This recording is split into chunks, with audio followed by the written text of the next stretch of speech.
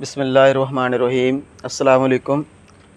तो आज हम शुरू करते हैं ये जी एडवीन ब्रायोफाइटा किंगडम प्लांटी में। तो इसके जो दीगर सारे पॉइंट्स हैं इस टॉपिक में, उनको समझने से पहले ना इनका हम लाइफ साइकिल समझ लें, ठीक है। तो ये जो ब्रायोफाइटा है, आपको पता है they are amphibians of plants, कि इनको जो सर्वाइवल है, इनका लाइफ साइकिल है, इसकी कंप्लीशन के लिए वाटर जो है वो एसेंशियल होता है, ठीक है। तो पहले इसका ना लाइफ साइकिल देखते हैं। ये 2 जनरेशन्स पर मुश्तमिल होता है। सबसे पहले तो ये समझे, ठीक है। ये वाली जो जनरेशन है, आपको ग्रीन कलर में नज़र आ रहा है ये जो पोर्शन इतना, और प्लस ब्लैक कलर में, तो ये इसका है गैमीटोफाइट। ये इसका क्या है भाई, गैमीटोफाइट। और ये जो रेड कलर में पोर्शन है, ये है स्पोरोफाइट। और अल्टरनेशन ऑफ जनरेशन में हमने देखा था कि जो गैमीटोफाइट है वो हैप्लाइड जनरेशन होती है, हैप्लाइड, और जो स्पोरोफाइट होती है वो क्या होती है, डिप्लॉइड जनरेशन होती है, ठीक है। तो अब ये जो अल्टरनेशन ऑफ जनरेशन है वो मॉसेस के अंदर या ब्रायोफाइट्स के अंदर या ब्रायोफाइट्स के बाकी ग्रुप्स के अंदर या सारे ब्रायोफाइट्स के अंदर किस तरह होती है, जनरल उसके फीचर्स क्या हैं, उसको हमने देखना है। तो ये 2 जनरेशन्स हो गई, गैमीटोफाइट और स्पोरोफाइट, ठीक है। तो गैमीटोफाइट जो हैप्लाइड है, it gives rise to the diploid generation, that is sporophyte, and sporophyte produces spores and then again give rise to the gametophyte. तो ये सारी स्टोरी देखते हैं, ठीक है। तो ये जो पहले गैमीटोफाइट को देखते हैं। गैमीटोफाइट की ये जो रूट लाइक स्ट्रक्चर्स होती हैं, इनको हम रूट्स नहीं कहते, बल्कि इनको हम कहते हैं राइजॉइड्स, राइजॉइड्स, ठीक है।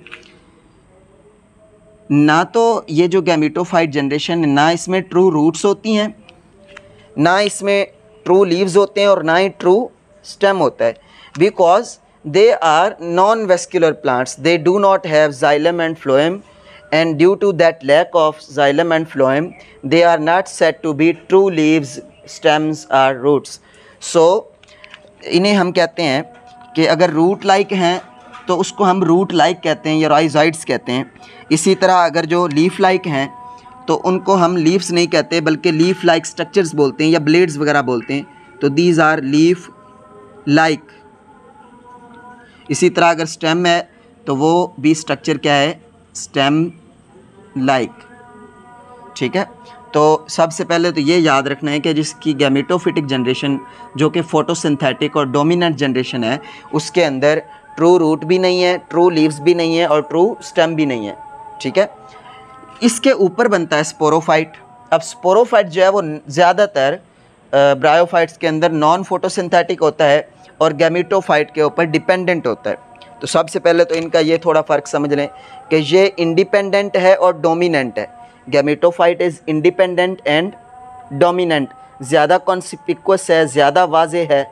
और जो स्पोरोफाइट है ये डिपेंडेंट है, किसके ऊपर, गैमीटोफाइट के ऊपर, और कम कॉन्स्पिकुअस है, कम वाज़े है।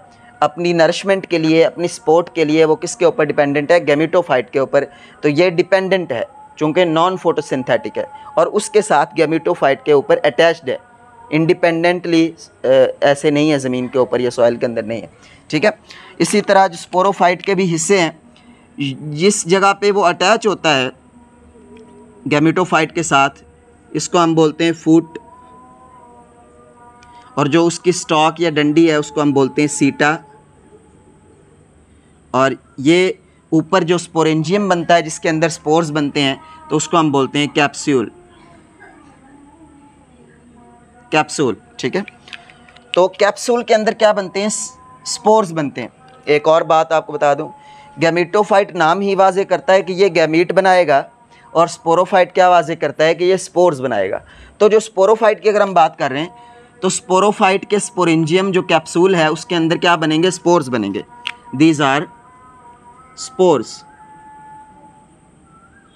और स्पोर्स आपको पता है जब भी बनते हैं प्लांट्स के अंदर वो मायोसिस के ज़रिए बनते हैं, मायोसिस के ज़रिए। अब स्पोरोफाइट के जो सेल्स थे वो डिप्लॉइड थे, तो डिप्लॉइड सेल्स की मायोसिस से जब स्पोर्स बनेंगे इस कैप्सूल के अंदर तो वो ऑटोमेटिकली क्या होंगे, स्पोर्स जो हैं वो हैप्लॉइड होंगे। क्यों? क्योंकि मायोसिस जो है वो रिडक्शन डिवीजन है, यानी अगर डबल नंबर ऑफ क्रोमोसोम्स हों, डिप्लॉइड हों, तो उससे जो नए सेल्स बनते हैं मायोसिस के बाद उनमें द नंबर ऑफ क्रोमोसोम्स जो है वो क्या हो जाता है, हाफ हो जाता है, रिड्यूस हो जाते हैं। तो इसलिए इसको हम क्या बोलते हैं, रिडक्शन डिवीजन। और प्लांट्स के अंदर जो स्पोर्स बनते हैं वो हमेशा मायोसिस के ज़रिए बनते हैं। तो हैप्लॉइड स्पोर्स बने किससे, डिप्लॉइड स्पोरोफिटिक टिश्यू से, स्पोरोफिटिक मदर सेल्स से क्या बने, हैप्लॉइड स्पोर्स। अब ये जो स्पोर्स हैं जब ये गिरेंगे ज़मीन में, सॉइल के अंदर, the spores will germinate to form a gametophyte. ठीक है, तो these are haploid spores, keep in mind these are haploid spores. तो ये these spores will germinate to form gametophyte. तो गैमेटोफाइट बनाने से पहले ये क्या बनाते हैं, ये एक एल्गल लाइक स्ट्रक्चर बनाते हैं, इस तरह की एल्गल लाइक। ठीक है, इनको हम क्या बोलते हैं, ये मैंने दो बनाए हैं, तो इनको हम बोलते हैं प्रोटोनीमा। यानी प्रॉपर जो है गैमेटोफाइट बनाने से पहले एक thallus like algal like structure बनाते हैं, उसको हम क्या बोलते हैं, प्रोटोनीमा। तो ये मैंने दो इसलिए बनाए ताकि मैं एक को मेल शो कर सकूँ, एक को फीमेल, और हम अपना साइकिल जो है वो कंप्लीट कर सकें। ठीक है, बाद जो ब्रायोफाइट्स होते हैं उसके अंदर एक ही गैमेटोफाइट के ऊपर जो एंथ्रीडिया और आर्चिगोनिया हैं वो एक ही गैमेटोफाइट के ऊपर लगे होते हैं, यानी मेल जो गैमीट प्रोड्यूसिंग ऑर्गन होता है और फीमेल गैमीट प्रोड्यूसिंग ऑर्गन होता है वो एक ही पौधे के ऊपर बने होते हैं। बाज़ ब्रायोफाइट्स ऐसे हैं जिनमें प्लांट ही अलग अलग होते हैं, मेल वाला अलग होता है, फीमेल वाला अलग होता है। तो यहाँ पे मैंने वो अलग वाला बनाया है। सो तो consider this is female gametophyte, इस प्रोटोनीमा ने फीमेल बनाया, इस प्रोटोनीमा ने मेल बनाया। इस वाले स्पोर ने जर्मिनेट करके ये प्रोटोनीमा बनाया, इस वाले स्पोर ने ये वाला। इसी तरह बाकी सारे स्पोर्स भी अलग अलग बनाएंगे, हम सिर्फ दो को ले रहे हैं। तो ये है जनाब फीमेल गैमेटोफाइट, फीमेल, और इसी तरह ये वाला जो है ये क्या है, ये मेल गैमेटोफाइट है, फीमेल और मेल। अब मेल जो है, मेल गैमेटोफाइट के ऊपर क्या बनेगा, ये गैमेटोफाइट वही है जो यहाँ पे ये आपको नज़र आ रहा है, बिल्कुल सेम वही गैमेटोफाइट।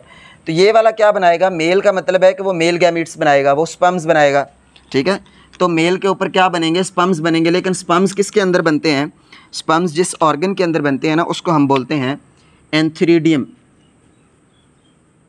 यानी स्पर्म्स या मेल गैमीट्स के इर्द गिर्द जो प्रोटेक्टिव टिश्यू होता है जिसके अंदर वो बनते हैं वो एंथ्रीडिया कहलाते हैं, एंथ्रीडियम सिंगुलर कहलाते हैं।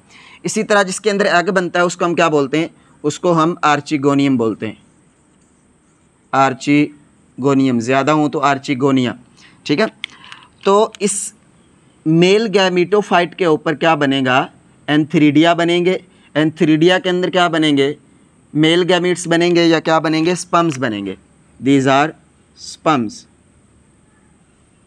ठीक है, अब ये स्पर्म्स जब गैमीट्स बनते हैं तो ये हमेशा पौधों के अंदर किससे बनते हैं, माइटोसिस की डिवीजन से। ठीक है, चूँकि ये गैमेटोफाइट भी हैप्लॉइड हैं, हैप्लॉइड स्पोर्स से, हैप्लॉइड प्रोटोनीमा और हैप्लॉइड गैमेटोफाइट। हैप्लॉइड गैमेटोफाइट ने चूँकि माइटोसिस से गैमीट्स बनाए हैं, लिहाजा the number of chromosomes remains constant as in the gametophyte. So जितने क्रोमोसोम्स इनके अंदर हैं उतने ही गैमीट्स के अंदर हैं, कोई कमी या ज़्यादती नहीं हुई, यानी ना तो ज़्यादा हुए ना कम हुए। ठीक है, तो ये स्पर्म्स भी हैप्लॉइड हैं, दीज आर हैप्लॉइड। इसी तरह यहाँ पे ये जो आपको एग नज़र आ रहा है तो ये भी क्या है, ये भी हैप्लॉइड है, क्योंकि गैमीट्स किससे बने, माइटोसिस के ज़रिए। ठीक है, अब क्या होगी, हेट्रोगैमीट्स आप एक तो देख रहे हैं कि गैमीट्स दो तरह के बन रहे हैं। ठीक है, ज़्यादातर इनके पौधों में क्या बनते हैं, गैमीट्स दो तरह के बनते हैं। तो यानी डिफरेंट, एक मोटाइल स्पर्म्स बनते हैं जो कि ज़्यादा नंबर में बनते हैं, वो मोटाइल होते हैं। मेल गैमीट क्या होते हैं, मोटाइल होते हैं और उनका नंबर न्यूमरस होते हैं, ज़्यादा बनते हैं। एग ज़्यादातर कम बनते हैं, ज़्यादातर एक ही बनता है और वो क्या होते हैं, नॉन मोटाइल होते हैं। वो फीमेल गैमेटोफाइट के ऊपर ही रहते हैं और वहीं पे ही रिटेन रहते हैं। और वहीं पे स्पर्म आके उनको फर्टिलाइज़ करते हैं। तो यहाँ से स्पर्म्स जो है वो आएंगे, ये स्पर्म्स आए और स्पर्म्स ने आके इसको क्या किया, फर्टिलाइज़ किया। फर्टिलाइज़ करने के नतीजे में ये क्या बन गया, ये इसके अंदर ये क्या बन गया, ये बन गया ज़ाइगोट। ठीक है, तो ये इसके गिर्द प्रोटेक्टिव टिश्यू है। अगर मैं बनाऊँ थोड़ा सा, प्रोटेक्टिव टिश्यू के अंदर क्या बन गया, this has become a, fertilisation के नतीजे में ज़ाइगोट। ठीक है, और अब आपने फर्टिलाइजेशन के हवाले से एक और पॉइंट याद रखें कि फर्टिलाइजेशन होती कैसे। ये जो स्पर्म्स है, यहाँ पे ना केमोटैक्सिस होती है। टैक्सिस एक मूवमेंट होती है, डायरेक्शनल मूवमेंट्स होती हैं कि ये जो स्पर्म्स हैं ये इस एग की तरफ कैसे मूव करते हैं। ये जो एग है कुछ केमिकल्स रिलीज़ करता है। ठीक है, उन केमिकल्स को डिटेक्ट करते हुए उनकी तरफ मूव करते हुए ये स्पर्म्स आते हैं, तो इसको हम क्या बोलते हैं, कीमोटैक्सिस। तो इनकी ये जो फर्टिलाइजेशन है ये एक तरह की मूवमेंट से हो रही है जिसको हम कीमोटैक्सिस बोलते हैं। ठीक है, तो कीमोटैक्सिस से फर्टिलाइजेशन हो गई, ज़ाइगोट बन गया, ये आपको बता दिया। ज़ाइगोट बनने के बाद ज़ाइगोट क्या होता है, उसकी क्लीवेज और वो डिवाइड होना शुरू कर देता है और क्या बनाता है, आगे एम्ब्रियो बनाता है। ठीक है, तो ज़ाइगोट बन गया, ज़ाइगोट डिवाइड होके आगे क्या बनाना शुरू कर देगा, स्पोरोफाइट। तो अब यहाँ पे याद रखिए कि स्पर्म भी अप्लाइड था और एग भी क्या था, अप्लाइड। तो जब इनकी फर्टिलाइजेशन हुई, फ्यूजन हुई, तो इट बिकेम डिप्लॉयड। तो अब यहाँ पे ज़ाइगोट क्या बन गया, डिप्लॉयड। तो आप कह सकते हैं कि यहाँ से दोबारा जब ज़ाइगोट बना है तो ज़ाइगोट से दोबारा कौन सी जनरेशन शुरू हो गई है, डिप्लॉयड जनरेशन। और डिप्लॉयड जनरेशन कौन सी है, वो स्पोरोफाइट है। तो ये जो ज़ाइगोट है ये चूँकि डिप्लॉयड सेल है, it is part of sporophytic generation, sporophytic phase of life cycle. ठीक है, तो ज़ाइगोट आहिस्ता आहिस्ता डेवलप होना शुरू हो जाएगा और ये गैमेटोफाइट के ऊपर आपने याद रखना, ये यहाँ पे बन रहे थे, यहाँ पे एग बन रहा था और यहाँ पे स्पर्म्स। तो इस ये पौधा अपनी लाइफ कंटिन्यू करेगा, इसके ऊपर जो अपना स्पोरोफाइट बनेगा, इसके ऊपर कोई आगे स्पोरोफाइट नहीं बनेगा क्योंकि इसने तो स्पर्म्स बनाए थे। तो इसके ऊपर ये जो स्पोर्स हैं, सॉरी स्पोरोफाइट बनना शुरू हो जाएगा। गैमेटोफाइट के ऊपर ज़ाइगोट से क्या बनना शुरू हो जाएगा, स्पोरोफाइट। ठीक है, और अल्टीमेटली स्पोरोफाइट इस तरह पूरा बन जाएगा, उसमें फुट बनेगा, फिर सीटा बनेगा और ऊपर कैप्सूल बन जाएगा और उसके अंदर क्या बन जाएंगे, स्पोर्स। तो उम्मीद करता हूँ आपको इसकी बहुत अच्छी समझ आई होगी। तो ये अगर आप लाइफ साइकिल समझ लेंगे तो इसके बाद हम इसके बाकी जो काफ़ी पॉइंट्स हैं ना, उनको हम बारी बारी देखेंगे। ठीक है, तो सबसे पहले you have to understand and comprehend this life cycle of bryophytes. अल्लाह हाफिज़।